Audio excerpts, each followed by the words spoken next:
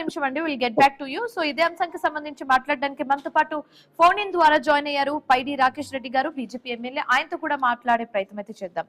నమస్తే అండి రాకేష్ గారు. మనం ఇప్పుడు చూస్తున్నాము కేబినెట్ గురించి మనం మాట్లాడుకుంటున్నాము. కేంద్ర కేబినెట్ లో కొన్ని మార్పు చేర్పులు ఖచ్చితంగా ఉండే అవకాశం ఉన్నట్టుగా కూడా మనకి వినిపిస్తున్న సమాచారం. అయితే తెలంగాణ నుంచి, ప్రత్యేకించి తెలంగాణ గురించి మాట్లాడుకుంటే మాత్రం బండి సంజయ్ కి అండ్ అలాగే కిషన్ రెడ్డికి కూడా అవకాశం చాలా ఎక్కువగానే ఉన్నట్టుగా కూడా వినిపిస్తోంది. సో మీ ఒపీనియన్ ఏంటి దీని మీద?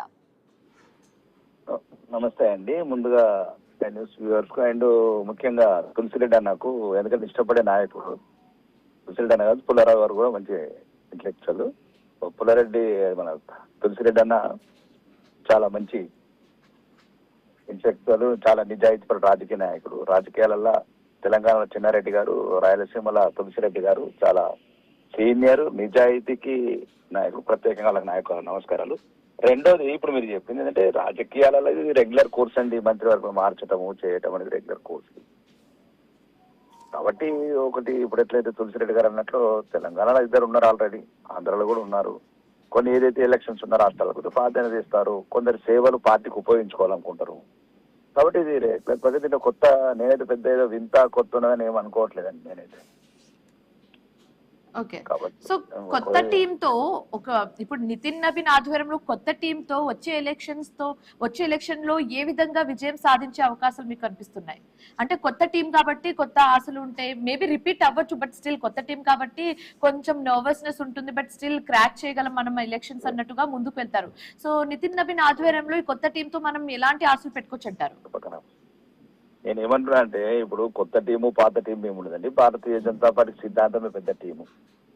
కాబట్టి ఈ రోజు ఎలక్షన్ల గురించి మార్చడం కాదు. కొన్నిసార్లు ఏంటంటే స్థానిక ఎన్నికలు, ఇప్పుడు కొన్నిసార్లు కొందరి సేవలు ఇప్పుడు పార్టీకి అవసరం ఉంటుంది. కొందరు పార్టీలో సేవ చేసిన వాళ్ళని కొద్దిగా ప్రభుత్వంలో తీసుకుంటారు. ఎందుకంటే వీళ్ళకి ఈ అనుభవం ఉపయోగపడుతుంది, వాళ్ళకి ఈ అనుభవం ఉపయోగపడుతుంది తప్ప ఏదైనా ఎక్కడైనా రాష్ట్రాలలో కొద్దిగా ప్రాధాన్యత ఇవ్వాల్సి వస్తుంది ఎలక్షన్స్ అప్పుడు. ఇది రొటీన్, ఒక రెగ్యులర్ పొలిటికల్ ఒక వేవ్స్ ఉంటాయి. కాబట్టి పొలిటికల్ గా ఆ రకంగా నిర్ణయాలు తీసుకుంటారు ఏ పార్టీ అయినా. కొన్నిసార్లు ఆ రకంగా జరుగుతుంది. ఏది జరిగినా కానీ మొత్తానికి ప్రధానమంత్రి నరేంద్ర మోడీ గారు, హోమ్ మినిస్టర్ అమిత్ షా గారు ఉంటారు. కాబట్టి ప్రభుత్వం ఇచ్చిన నిజాయితీగా, స్కాములు లేకుండా బ్రహ్మాండంగా అభివృద్ధి పథంలో పరుగులెడతారు. ఓకే, సో ఇప్పుడు ఈసారి ఓబీసీలకు, ఎస్సీ ఎస్టీలకు, మహిళలకు, యూత్లకు ఎక్కువగా అవకాశం ఉన్నట్టుగా కూడా వింటున్నామండి. మీ ఒపీనియన్ ఏంటి దీని మీద? అంటే కాంగ్రెస్ 65 ఏళ్లలో మొత్తము 30-35% ఇచ్చిందండి. నరేంద్ర మోడీ గారి నాయకత్వంలో వచ్చిన తర్వాతనే సుమారు 60-70% ఇస్తున్నాము. ఓబీసీలకు కావచ్చు, మిగతా ఏ రేషియో ప్రకారం అయితే భారత ప్రభుత్వం ఇంతవరకు 60 సంవత్సరాలు కాంగ్రెస్ పరిపాలన చేయని న్యాయం అంతా అన్ని వర్గాలకు చేస్తున్నాము. కాబట్టి దాన్ని తప్పక దృష్టిలో పెట్టుకుంటారు నరేంద్ర మోడీ గారు, మిగతా కేంద్ర పెద్దలు, రాజ్నాథ్ సింగ్ గారు, అంత పెద్దలు పెట్టుకుంటారు. ఒక మంచి టీం. ఎప్పుడైనా సరే మీరు ఒకసారి చూడండి, యూపీఏ ప్రభుత్వంలో 78 స్కాములు. ఈ రోజు ఒక స్కామ్ అనేది మీరు విన్నారా అసలు 2014 నుంచి? కాబట్టి స్కాములు, కుంభకోణాలు లేని, కుటుంబ పాలన లేని ఒక అభివృద్ధి పథంలో దూసుకెళ్తున్న ప్రభుత్వం నడుస్తున్నది. కాబట్టి ఇంతకన్నా మంచి టీంని తయారు చేసుకుంటారు. ఓకే, సో ఇప్పుడు ఉన్న వాళ్ళని సైడ్ ట్రాక్ చేసేసి కొత్త వాళ్ళని ఇన్ కేస్ తీసుకొస్తే ఆ నేతల పరిస్థితి ఏంటండి? ఒకవేళ అసంతృప్తి చెందితే వాళ్ళ పరిస్థితి ఏంటి? అప్పుడు స్కాటర్ అయిపోయే ఛాన్సెస్ ఎక్కువగా లేదనిపిస్తుందా? బీజేపీ అసంతృప్తి ఉన్నదండి. మాకు భారత మాతనే ముఖ్యం కాబట్టి అసంతృప్తి అనేది ఉండదు. రాయిని రాముడని మొక్కుతాము, దేశాన్ని గాఢంగా ప్రేమిస్తాము, ఈ దేశాన్ని అభివృద్ధి పథంలో ప్రపంచంలో నిలబెడుతున్నాం. కాబట్టి అట్లాంటి అసంతృప్తి ఉండదు. ఎందుకంటే బీజేపీలో ఉన్న నైతిక విలువలు, దేశం పట్ల నేర్పే శిక్షణ, కాబట్టి అట్లాంటివి ఏమి ఉండయండి. అందరు కలిపి మళ్ళీ ఈ దేశాన్ని ఇంకా ఎట్లయితే వందే భారత్ అని ఎట్లా తీసుకొచ్చినామో, ఆధునిక వసతులు భారతదేశానికి ఎట్లా కల్పిస్తున్నామో, ఎగుమతులు కావచ్చు, దిగుమతులు కావచ్చు, జీడిపి కావచ్చు. ఇంకా ఇప్పుడు ఫర్ ఎగ్జాంపుల్ చిన్న ఉదాహరణ ఒకటే చెప్తాను. యూపీఏ ప్రభుత్వం 157,000 కోట్ల ఇన్ఫ్రా, ఈరోజు 43 లక్షల కోట్లు. కాబట్టి దేశాన్ని ఒక ఆధునిక భారతం చేస్తున్నాం.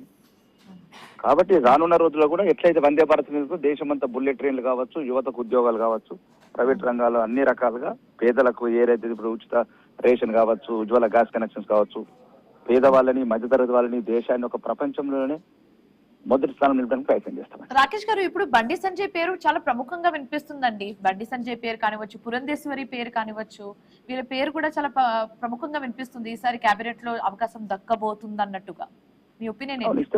ఇస్తే ప్రమోషన్ ఇస్తారు, పురంధేశ్వరికి ఇస్తారు.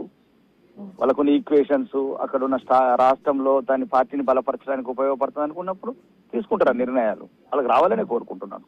ఏదైనా సరే తెలుగువాడుగా ఆంధ్రప్రదేశ్ లో ఎన్ని బెర్తులు వస్తా, ఎంతమంది మంత్రివర్గం వస్తే, ఎంత మంచి అవకాశాలు వస్తే అంత సంతోషపడతాను. తెలంగాణలో కూడా మా వాళ్ళకి ఎవరికి వచ్చినా సంతోషపడతాను. ఎందుకంటే మొత్తానికంత ముందు తెలుగు వాడినే కాదు నేను, ఓవరాల్ గా ఓవరాల్ గా తెలుగు వాడినే కాబట్టి భారతీయ కాబట్టి తెలుగు రాష్ట్రాలలో ఎవరికి ఛాన్స్ వచ్చినా సంతోషపడతాం, గర్వపడతాం. Okay, thank you so much Rakesh Reddy గారు జాయిన్ అయినందుకు అండ్ మీ ఒపీనియన్స్ ని మాతో షేర్ చేసుకున్నందుకు. థ్యాంక్ యూ అండి. సో తులసిరెడ్డి గారు చెప్పండి, ఇందాక మీ గురించి పొగడం జరిగింది, మీ గురించి చెప్పడం కూడా జరిగింది. How do you feel about it? And ఏంటి కొత్త క్యాబినెట్ ఒకవేళ నిజంగానే నితిన్ నవీన్ ఆధ్వర్యంలో ఒకవేళ కొత్త